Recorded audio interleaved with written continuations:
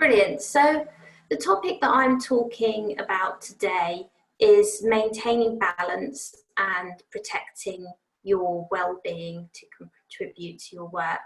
So what I'm going to try and do a bit this afternoon is put this in context for communicators. So I think this is probably a topic that you might have had quite a lot of information from your HR teams, but possibly not looking at it through our specific lens.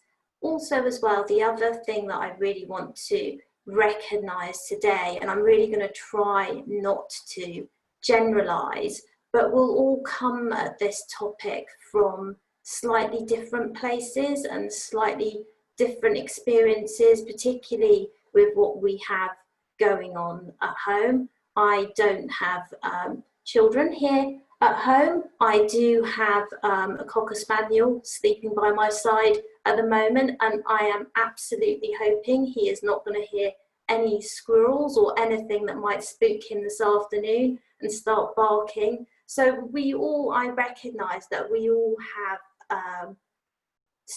coming at this with slightly different contexts and experiences.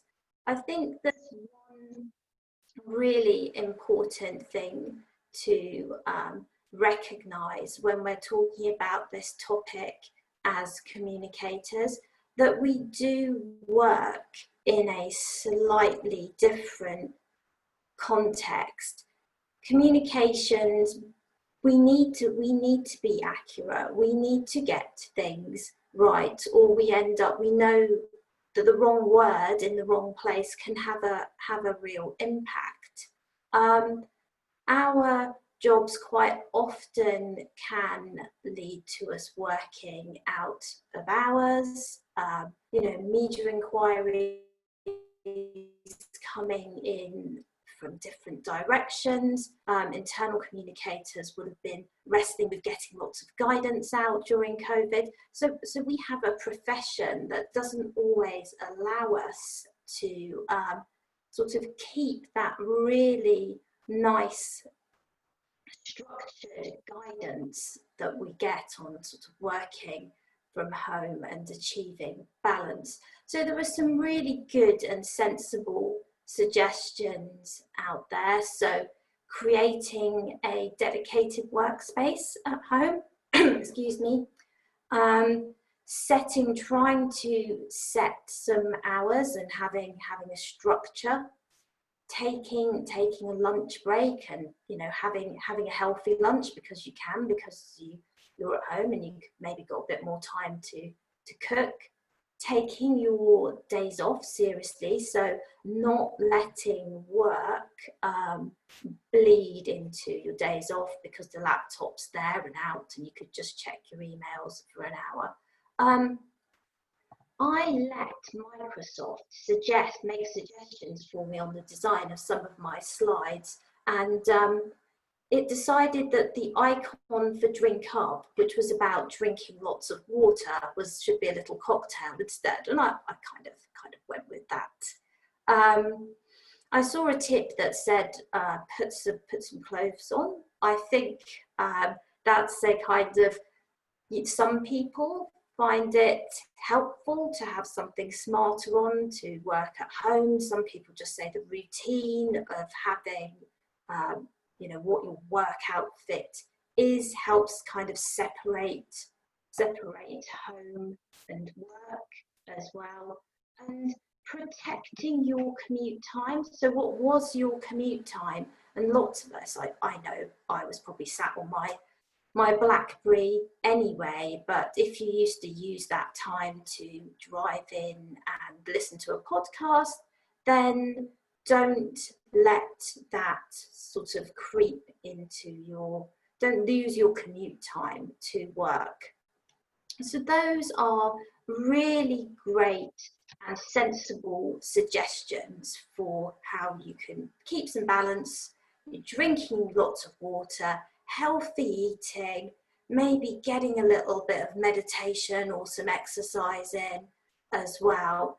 And if if you did all that, you'd probably be, you know, on a good way to having your own Instagram account, because, you know, really out there with Superman. If you're managing to balance all of that. But I think realistically, some of my home working days feel a bit more like this. And I think that is just really, it's really important to remember that you can't necessarily do all of those things to achieve balance. And especially as we're going to talk about as we come in through this presentation, is if you tend towards perfectionism as well, then trying to do all of those things to keep balance can become another pressure, which is not giving you balance at all. So I've adopted during this period of working at home a bit my realists guide to balance. So on Thursdays mornings, I have a class that I want to attend between 9 and 10. Working at home now means I can start a little bit later on a Thursday. That I think, you know, fair enough, because of the other evenings that I might be working until 6 or whatever.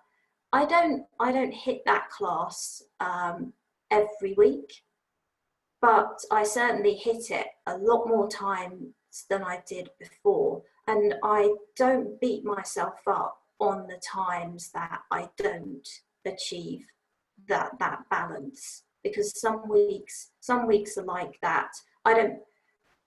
You're not going to be able to take time to make a healthy lunch every day if you've got something that needs to go up on the intranet now. But, you know, if you're doing it over a year, if you manage to do it 156 times or 3 times a week, that's a good step forward. That's a good step to being more balanced. So I've definitely been trying to say to myself during this period, look for some balance, but realistic balance.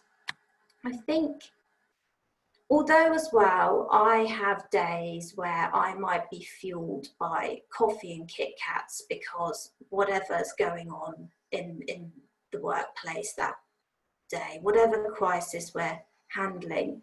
But I mean, we're seeing this with COVID now. Sometimes you get a crisis that just goes on. And I really experienced this when I was working at the Food Standards Agency.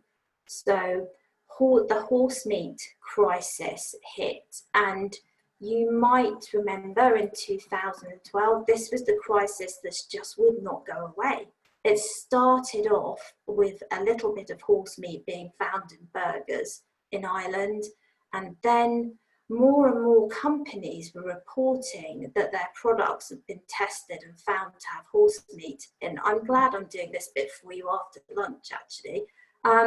So for a number of weeks, we had journalists constantly around the building, because our role was public protection. So we were trying to be open, address as many media bids as possible. So it just went on.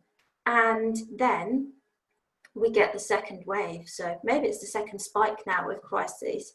But then we found out that race horses get treated with bute. Bute isn't very good for humans. So now potentially have we got bute in the food chain. And that's the point where I think you have to start saying, I need to put some balance back in. You can't possibly go on. And that's where those little tips and tricks of drinking the water or the cocktail, making sure they become so much more important when you need some structure during an enduring crisis. So I think this is the time to start talking to others as well and getting your support network around you. So definitely during the pandemic, I have had team meetings where we've just talked about how we're feeling, and you know, what it's been like with trying to respond to the demands of COVID and continue to deliver against our business plan. And I don't consider that's wasted or unproductive time. That's time where I'm seeking support from others in my team. It's not just, you know, it's not always about trying to say really strong. It's important to share these things with each other as well. I think another thing that I have found really valuable during the pandemic is sharing with attending days like today or training courses, and you get the opportunity, if you get the opportunity in breakout rooms or whatever, to have conversations with other people, 9 times out of 10 you find that everybody has got similar issues. So trying to find ways to keep up your professional networking with your peers in the communications profession, I think really helps you have those kind of, it's not just us moments. And of course, you know, coaching and mentoring, and if you can do both, or spot mentoring, I think all of that really helps. I think where we are at the moment, the more of those interventions you can throw at it, the better, really. And it's really important as well to make sure that you're not making yourself indispensable. Hopefully most of you have been able to have some sort of break from the comms pressures over the summer, but obviously COVID has made it harder to feel like going away and getting that really clean break between work time and home time. And I think that not making yourself indispensable and reaching out to others is a really important point when we sort of lead on to talking about perfectionism.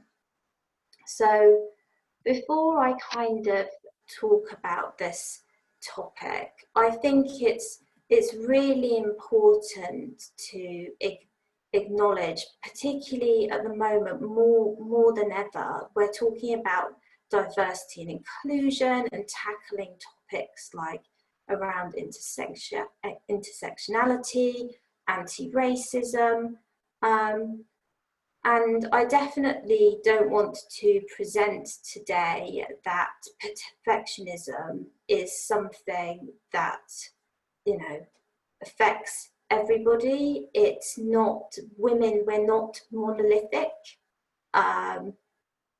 but research shows that this is a trait or a challenge that lots of us wrestle with. So there feels there to be value in having the conversation.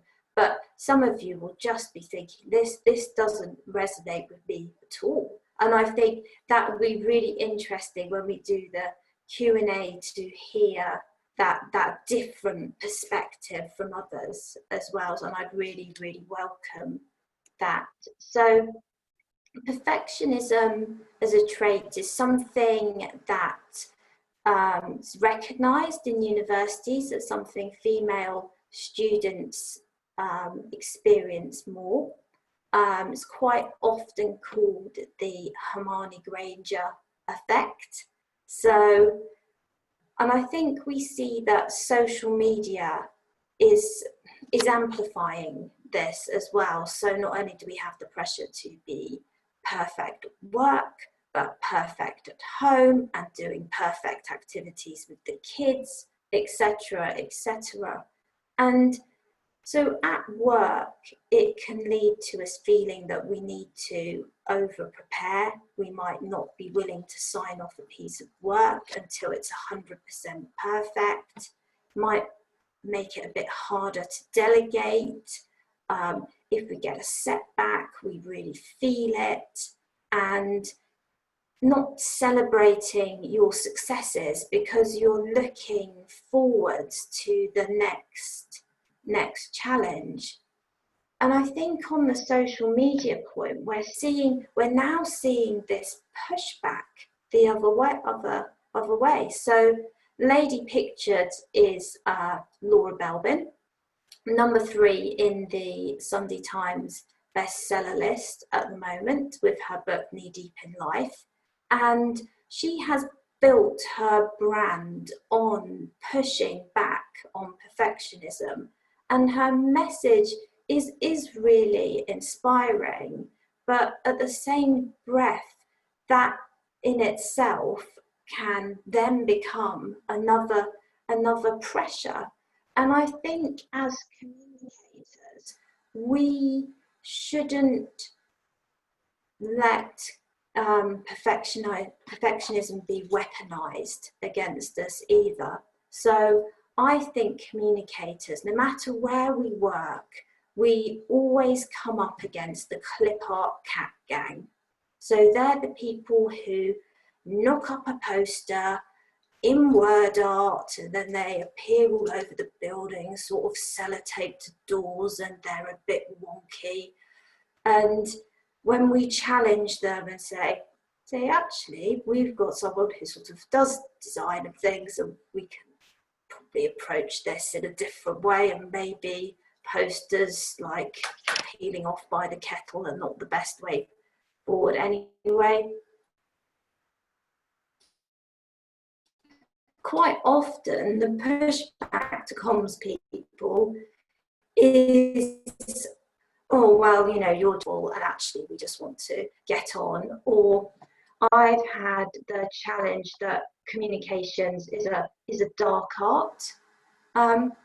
And actually, as communicators, it's really, really important that we have those sorts of high standards. We know this. We know, as I mentioned up front, we know that words need to be in the right place. There are plenty of high-profile communications campaigns that have damaged organisations' reputation. I mean, Paul Walker's last year, when they encouraged people to send in a selfie and it would be imposed onto this image of Gary Lineker, and then it was automatically retweeted. And people sent in pictures of criminals and all kinds of awful things. And those kind of mistakes have a real impact on an organisation's reputation. So actually, you know, we are the custodian and the guardian of the brand. So I don't think that we should feel bad about having those high standards. It's really important. But in the same breath, sometimes things go wrong. Now, if you have a little think about the number of times, say, you might have put something out with a typo in, I bet across your career, you can probably think of less than a handful of examples when that's happened. But those are quite often the examples that we carry with us. And I think I was sat thinking, how many intranet stories must I have overseen in my career? And I thought, oh, it's probably about 2,500. And so you've got a pile of good stuff, and you've got a tiny percentage of that might not have worked. And sometimes we do need to just try stuff. And I always try and think of it in the timeline of my career. This is a tiny moment. It's an hour. And although it's really, you know, it frustrates us when things like those happen, I try and take the timeline view and remember the pile of great stuff that I've put out there. The other place where I find perfectionism can sometimes kick in is contributing in meetings. And I hate to contribute in a meeting if I don't think it's going to add value, if I'm not sure of my ground.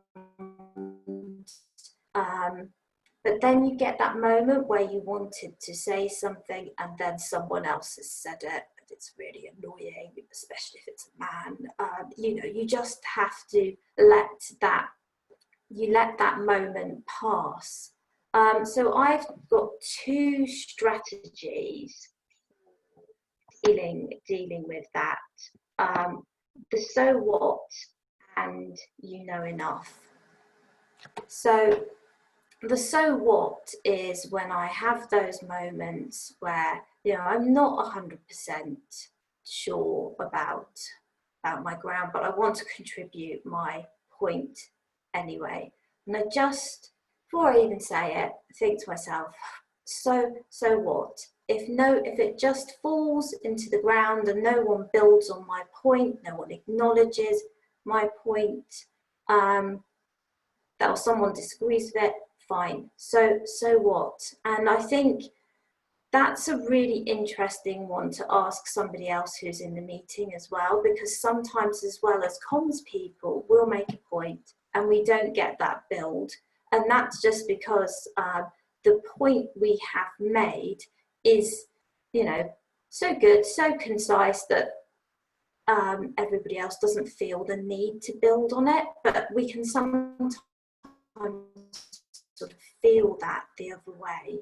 The other thing that I say to myself when I get those meetings that I don't have masses of time to prepare for, and need to go into a bit cold, which will happen a couple of times a week when you're really busy, is to remind myself you know enough. Because I think if you go into that room saying, oh goodness, I haven't prepared, I haven't read the paper, most of the time, you know the advice that you would give.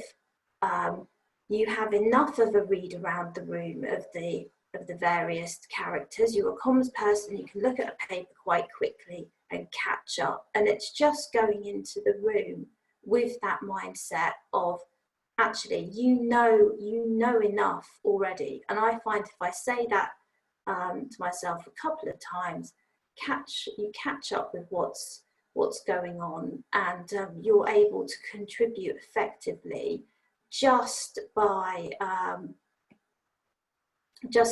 reading that room and catching up, and drawing on your existing experience. And I always have a little celebrate afterwards when I've managed to do that and get away with not reading the papers. Not to say that reading the papers is always a bad thing. Angela Merkel is apparently a massive believer, and she really feels she likes to over prepare, get it into underneath her brief. And I think I just like to reflect, well, it shows that whatever level you get to, you can still have that need to be really, really prepared. So, you know, it's not something that you should view as a negative trait and beat yourself up about either. Another little technique I like to use across the week, this comes from a book by Randy Zuckerberg, who is Mark Zuckerberg's sister, but this has been around in various versions for a number of years, but it's the pick 3 approach, and you can Google it and get sort of summary of the book and the approach. And Randy Zuckerberg says, actually, every day you can't do everything. So focus on the 3 things that you're going to do that day. So it might be, today I'm really focused on work, family things, and it's going to be a healthy eating day. And then tomorrow it will be a different 3 things. And I like to look across that working week and think, okay, what are the 2 or 3 big things this week that are really important to me to do that preparing piece, because I can't do it across all of them. And what are the things that actually I'm just going to let be okay and rely on enough. So I think that's another way of balancing that out. I think another thing to remember is, brought the clip art cat gang back again. We as communicators often have to put up with a lot of challenge to our competence. But that doesn't mean that we know that doesn't mean we're not competent. And it's just really important to hang on to that and not let that challenge to make you think, oh, I need to prepare more, I need to prepare more. This is just something that happens to communicators, I think, where you get a group of us in a room quite often, you get this kind of the clip art gang chat challenging our competence, and HR professionals suffer from it as well, and transformation and change is another profession that more and more people are saying to me, if you get a little bit of everybody thinking that they can do it. And I think that's, again, we just need to bear in mind that's another thing that we have to put up with. And I think remember your own mastery.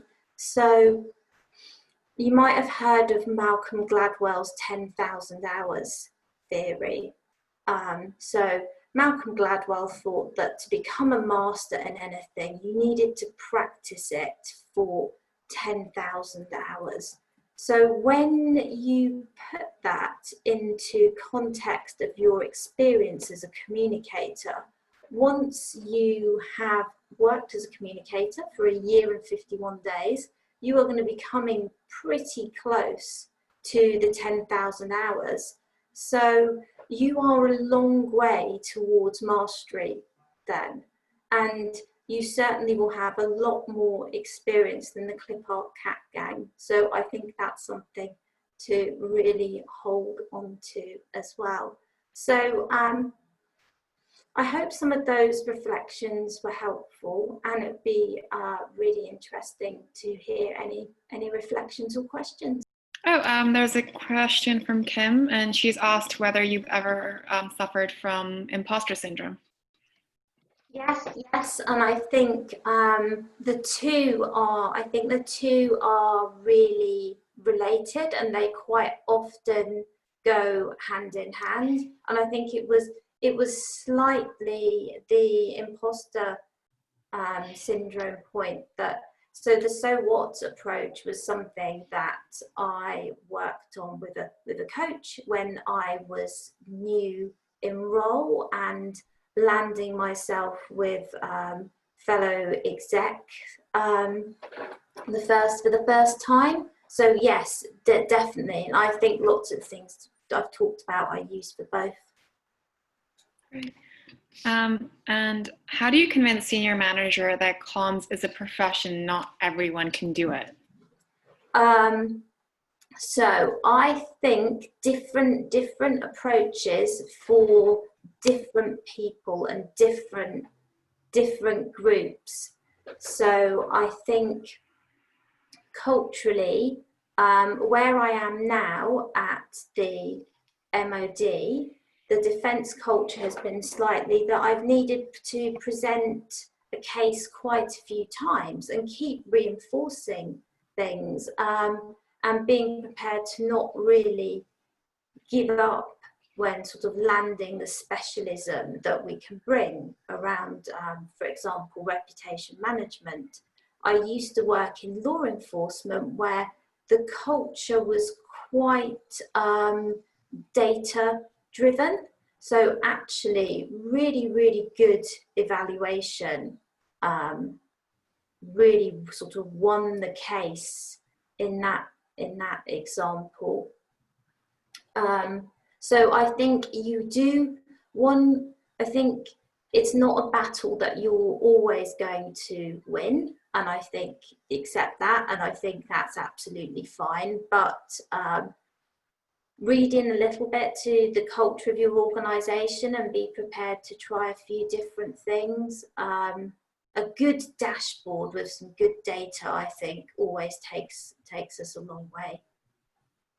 Great. And someone else asked, as a woman and senior leader, how are you supporting other women in your team to be more visible and seek out new opportunities? So I think we have lots of conversations like we're having today. I mean, actually, I'm in a department, my team is mostly women, but we do have these sorts of conversations in our team, and we support each other with these things as well. And again, I think it's to the point I touched upon in the presentation, like give over one of your team meetings to have these kind of conversations. It's not frivolous or negatory time. You know, you can do these things within your own teams. Yeah, absolutely. Ivana has asked, what technique have you found most effective during lockdown to help cope with your mental and physical well-being? So I think actually I have gone through phases. So, and I think others might relate to this. I've definitely gone through different phases at different stages of lockdown. At the very early stages, I did a lot more walking with my dogs. Really, you know, exercise has been really important to me. More recently, I've kind of dusted off an old hobby as well, and returned to playing a musical instrument, which I hadn't done for 20 years. So that's again a way I've used the commute time in a different way. So I think I've definitely mixed it up and found that different things worked at different times. Yeah, I mean, I think I found exercise to be incredibly helpful. It just gives you an hour of your day where you're not really thinking about work or anything in your personal life. You're just zoning out. So I attest to that as well. Grace has asked, although tackling our confidence is a key issue for leadership, how do we address the structural inequalities that pose barriers to us all? I think this is a real moment to seize around some of these inequalities. I don't know how it is for other organisations, but certainly in defence, obviously over the last few months, we are having many more conversations about anti-racism, diversity and inclusion agenda more generally, and I think this is the moment to really seize and not let this kind of, you know, we've had the conversation about anti-racism, and how do we make sure that this is just not a conversation we've had for a few months this year? How do we ensure that's an enduring topic? And I think as communicators, we have so much to bring to that conversation, and offer to get involved, offer to support the different networks within your organization. If some of those networks aren't established, then see if you can set them up. We have so much value in helping others find their voice as well, and that's something I have really tried to do, to help others by sort of giving them advice on communication and empowering others to have those conversations. Yeah. And finally, we have a question, how to deal with senior management that talk a lot about finding balance, but don't reduce expectations on your outputs or performance, especially when you are yourself fairly senior responsible. I think that's a very interesting question. That is a interesting question.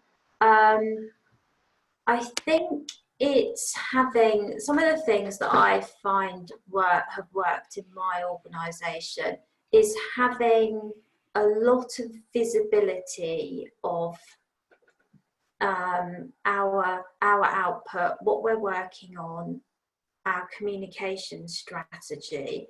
And I literally have, I mean, it's a simple tool, but I have a dashboard with 5 or 6 of our big hitting projects or topics that we're working on, next few milestones outlined, and then red, amber, green status. That goes into our exec committee's pack. So we have visibility all the time of everything that's on our plate and where we are with it. So when we start to have another thing coming through, that, you know, another pressure, well, there is the dashboard of what we've got on now. What would you like us to turn down? What would you like us to swap out? Because that's the capacity that we have. And I think it's really important to have at all times a good understanding of your own capacity as well. So that you have those arguments at the tip of your fingertips. Yeah, so that's one way I've addressed it. Great. I think we have time for one final question. So this one is, what help would you give BAME women in comms who suffer from both gender and race challenges, especially following the recent race conversations? Yeah, I think with the race conversations, it's recognizing again. One of my colleagues made the point that she's almost having to do the work twice, explaining to other people. So we had I sort of said, oh, do you think, you know, should we still be using the term BAME? Because I've seen that there's a conference coming up where they're going to debate that topic. What's your view? And she said, well, I can explain that to you, Emma, but that will take at least an hour. It's a complicated conversation. But actually there's another example of me leaning on her rather than helping do the work. I think I've certainly tried to have as many open conversations as possible. I've participated in reverse mentoring so that I can improve my understanding and how I can help. And I think it's just seeking out as many opportunities to give share experiences as well. Great, thank you so much. Actually, someone just had a question about the visibility dashboard. Is that something that you can share? Is that a template that you can share with the attendees? Yeah, okay, I can share. Great, I think Grace will send that over to everyone, so watch out for that email. Thank you, Emma, that was incredibly helpful. I'm sure everyone found this incredibly, I think a lot of us struggle with maintaining boundaries, especially right now when you're working in your house. But I think it's so important just for your own mental well-being, but also, you know, so you can be your best in front of other people, you know, to give your best to others. So thank you for that.